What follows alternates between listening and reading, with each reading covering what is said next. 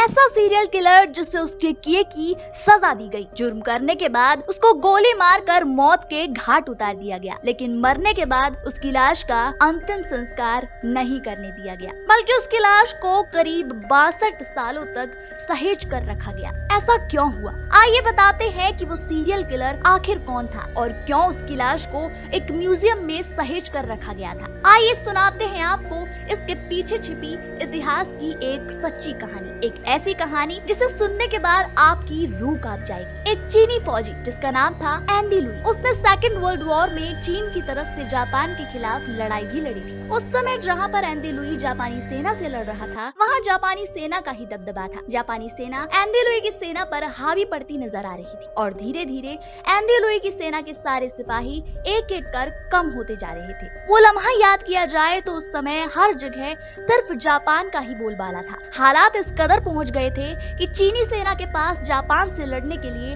हथियार भी खत्म हो गए थे और वो हथियार मंगा भी नहीं सकते थे। चीनी सेना के लगभग सभी सिपाही मौत की चपेट में आ चुके थे और अपनी सेना में एक अकेला एंडी लुई ही बचा था। जापानी सेना की हर तरफ नाकाबंदी के चलते हथियारों समेत खाने पीने जैसा जरूरी सामान भी चीनी सेना तक नहीं पहुंच पा रहा था। ऐसे में खुद का ख्याल रखने के लिए बड़ी तकलीफें आ रही थी। एंडी लुई के साथी जमीन पर मरे पड़े थे, चारों तरफ लाशें ही लाशें बिछी हुई थी। वहीं ऐसा कहा जाता है कि उस समय एंडी लुई ने खुद को जिंदा रखने के लिए अपने ही मरे हुए साथियों का मांस खाया था। खाने पीने का सामान ना होने की वजह से उसे इस मजबूरी को उठाना पड़ा और सैनिकों का मांस खाना पड़ा। जंग के खत्म होने तक एंडी ने ऐसे ही अपने आप को जिंदा रखा, लेकिन फिर देखते ही देखते उसे इंसानी मांस का जैसे चस्का लग गया था। उसे इंसानी मांस का स्वाद पसंद आने लगा था और फिर वो दिन आ ही गया जब जंग खत्म हो गई। बात है सन 1950 की। अब एंडी लुई चीन से अपना नाम बदलकर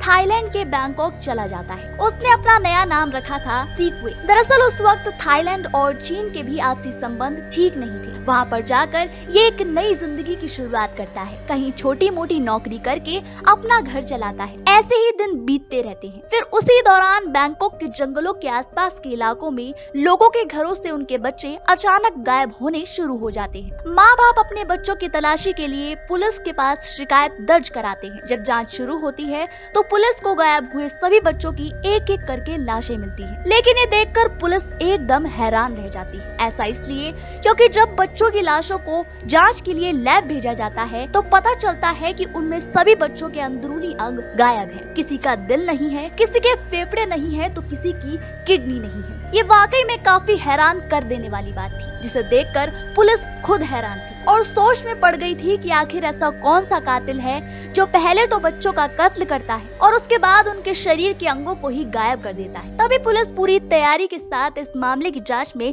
जुट जाती है। पुलिस कातिल को पकड़ने की काफी कोशिश करती है, लेकिन कातिल मिलता ही नहीं। इसके बाद देखते ही देखते कई और बच्चों के गायब होने की खबर आती है और ऐसे ही उनकी भी लाशें पुलिस को मिलती हैं और पहले की ही तरह इनके भी अंदरूनी अंग गायब थे। ये मामला सुलझने के बजाय उलझता ही जा रहा था और तमाम कोशिशों के बाद भी कातिल पुलिस की पकड़ से बाहर था। पुलिस मामले को लेकर परेशान हो जाती है। लगातार 6 बच्चों के कत्ल के बाद एक 7वां बच्चा भी गायब हो जाता है। इस वक्त पुलिस सवालों के घेरे में खड़ी थी और कातिल को जल्द से जल्द पकड़ने के लिए उस पर दबाव बना हुआ था। अब कहानी में आगे एक बड़ा ही चौंकाने वाला मोड़ सामने आता है। जब पुलिस बच्चों के कत्ल के इस मामले की जांच कर रही थी, तभी 1958 में पुलिस बैंकॉक के जंगलों में गश्त करती है और गश्त करते वक्त उन्हें वहां झाड़ियों के बीच एक शख्स दिखाई देता है जो किसी बच्चे की लाश को जला रहा था। पुलिस जब उसके पास गई तो उसने उस बच्चे के बारे में पूछा कि ये बच्चा कौन है। वो नहीं बताता। तुरंत पुलिस उसको गिरफ्तार करके ले जाती है और पुलिस के कड़ा रुख अपनाने के बाद वो शख्स पुलिस को बताता है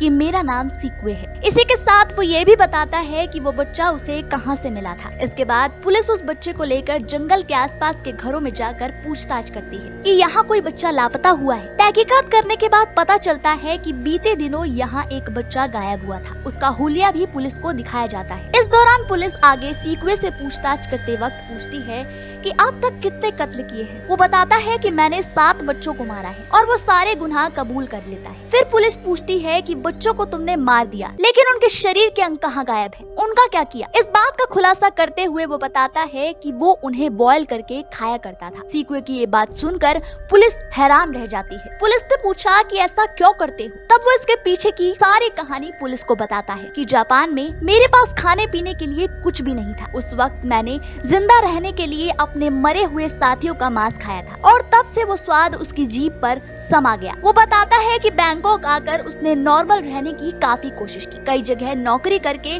गुजारा किया, लेकिन फिर उसके अंदर वही स्वाद चखने की ख्वाहिश जगने लगी। तब उसने सोचा कि बड़े इंसानों पर तो पूरी तरह से काबू पा पाना काफी मुश्किल है। उनकी बजाय बच्चों को बहला फुसला कर उसने उनको अगवा किया और उनको मार कर उनका मांस खाकर अपनी भूख मिटाने लगा। ये सब सुनकर पुलिस ने उसे जेल में कैद कर लिया और 1959 में अदालत में उसको पेश किया जाता है। फिर अदालत अपना अंतिम फैसला सुनाती है, जिसमें उसे मौत की सजा सुनाई जाती है, जिसके बाद सीक्वे को खड़ा करके गोलियों से बुरी तरह भून दिया जाता है। उस वक्त बैंकॉक में अपराधियों की मौत की सजा ऐसे ही दी जाती थी। मारने के बाद अथॉरिटी ने उसके अंतिम संस्कार की परमिशन नहीं दी और फिर देरी किए बिना ये फैसला लिया गया कि उसकी डेड बॉडी को बैंकॉक के सिराज मेडिकल म्यूजियम में रखा जाएगा। इससे जो मेडिकल स्टूडेंट्स हैं वो इस पर रिसर्च करेंगे। फिर उसी साल उसकी डेड बॉडी को सिराज मेडिकल म्यूजियम में रखा गया। एक आदमखोर सीरियल किलर, ये टाइटल देकर उसको म्यूजियम में एक ताबूत के अंदर रखा गया, जिसे देखने के लिए वहाँ लोगों की भीड़ जमनी शुरू हो गई। एक आदमखोर को देखने के लिए लोग हमेशा से ही काफी उत्साहित रहते थे और उस बॉडी को देखकर लोगों को आदमखोर की भी पहचान हो गई थी। इसी के साथ म्यूजियम में कई मेडिकल स्टूडेंट्स भी आते थे और उस पर अपना रिसर्च प्रोजेक्ट तैयार करते थे। इसी बीच कुछ ह्यूमन राइट एक्टिविस्ट ने इसके खिलाफ आवाज उठाई। उनका कहना था कि एक शख्स जिसको उसके किए की सजा दे दी गई है, इसके बाद उसकी लाश को इस तरह प्रदर्शन के लिए रखना बिल्कुल गलत है, लेकिन उनकी ये बात किसी ने भी नहीं सुनी। इसके बाद इस मामले को लेकर कुछ रिसर्चरों ने रिसर्च की और पता चला कि उस वक्त जब सीक्वे नाम का ये सीरियल किलर पुलिस के सामने पूछताछ के लिए पेश किया गया था, तब उसने ये तो कबूला था कि उसने बच्चों का कत्ल किया है, लेकिन उसी ने उनका मांस भी खाया है, ये नहीं कबूला था। बैंकॉक की थाई लैंग्वेज उसकी लैंग्वेज से काफी अलग थी, इसीलिए वो आधे से ज्यादा तो उसकी बात समझ ही नहीं पा रहे थे। इसके लिए उन्होंने एक ट्रांसलेटर का इस्तेमाल किया और उस ट्रांसलेटर ने अपने हिसाब से उसकी कही बातों को गलत सलत पुलिस को कह डाला, लेकिन एंड तक उस सीरियल किलर ने बच्चों के मांस खाने की बात को नहीं कबूला था। ये बात सामने आ जाने के बाद सब कहने लगे कि ये तो वाकई में उसके साथ काफी गलत हुआ। पहले उसे सीरियल किलर का नाम दिया गया और फिर एक आदमखोर का टैग देकर उसकी लाश को इस तरह म्यूजियम में प्रदर्शन के लिए रख दिया गया। ऐसे ही समय बीतता गया। इस मामले की और भी जांच हुई। उस वक्त सीक्वे थाईलैंड में मिला एक पहला सीरियल किलर था जो काफी फेमस हुआ और इसी वजह से उसे देखने के लिए म्यूजियम में कई लोगों की भीड़ जमने लगी। अब तो लाश भी खराब होकर काली पड़ने लगी थी। फिर 2017-18 में इस केस ने फिर जोर पकड़ा और उसकी नेम प्लेट से सीरियल किलर आदमखोर को हटा दिया गया। और फिर जुलाई 2020 के कोरोना काल में कई बड़े लोगों की बैठक हुई और तय हुआ कि गुनाह चाहे जो भी किया हो, लेकिन इसे भी हक है अपने अंतिम संस्कार का। इसके बाद सिराज म्यूजियम और उस शहर के कई बड़े लोग वहाँ पर इकट्ठा हुए और पूरे बौद्ध रीति रिवाजों के साथ उसका अंतिम संस्कार किया गया। परिवार का कोई भी अता पता न होने के चलते प्रशासन की तरफ से ही उसका ये अंतिम संस्कार किया गया, जिसमें काफी लोग शामिल हुए थे। तो ये थी एक ऐसे सीरियल किलर की कहानी जिसकी लाश को करीब 62 सालों तक कैद करके रखा गया और 62 साल बाद उसका अंतिम संस्कार किया गया।